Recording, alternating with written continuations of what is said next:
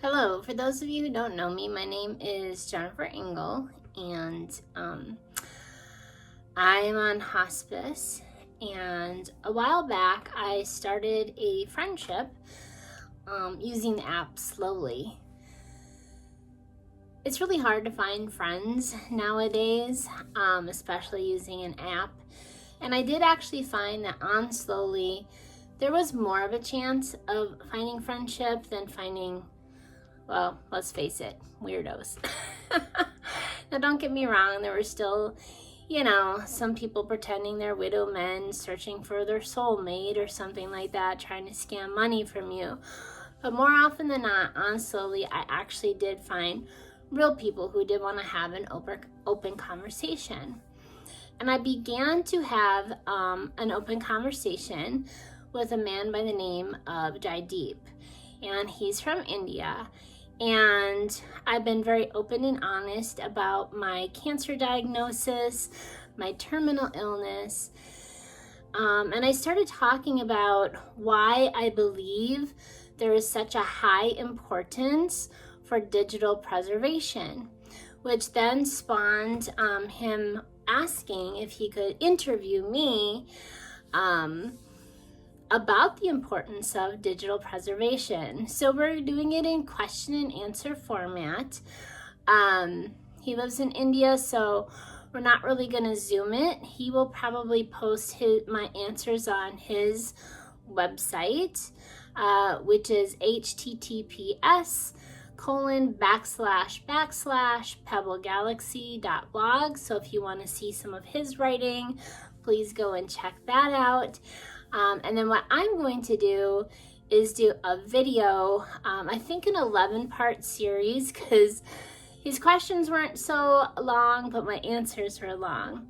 So hopefully I can get all 11 parts in, and this is part 1 of 11 of the importance of digital preservation. So, if you want to go check out Jaideep's blog, he has an About Me section where he says, welcome to Pebble Galaxy, a universe where stories, ideas, and imagination converge.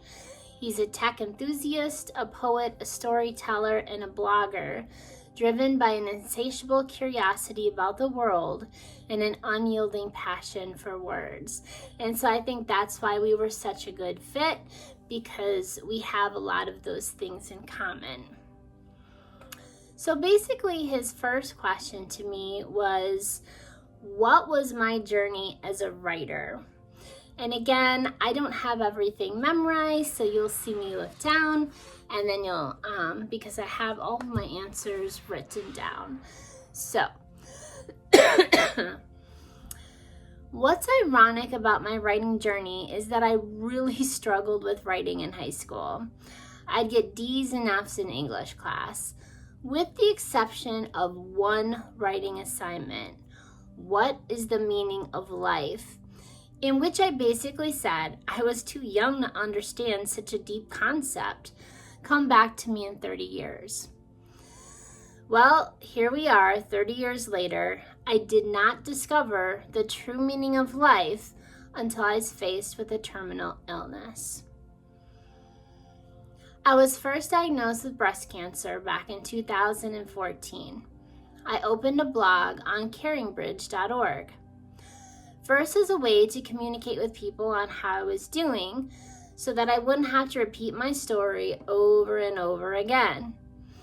But this blog also gave me a way to process the harrowing experiences that I was having, being diagnosed, going through 21 rounds of chemotherapy, losing everything I thought who made me me, my hair, my beauty, half of my sexual experience, 30 days of radiation, and I continued to write on how I was doing with the recovery process.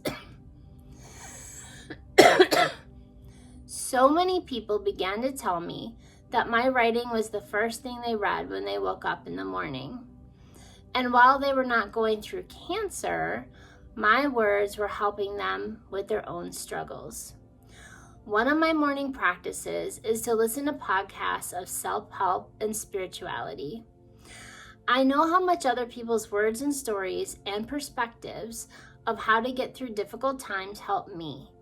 So I write just to keep passing forward the information, even if it just helps one person.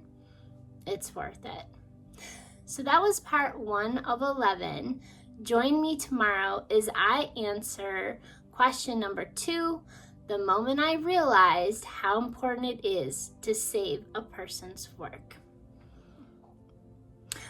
Or if not tomorrow, because I do have cancer, the next time I post, because I can't always tell what my energy is going to be like.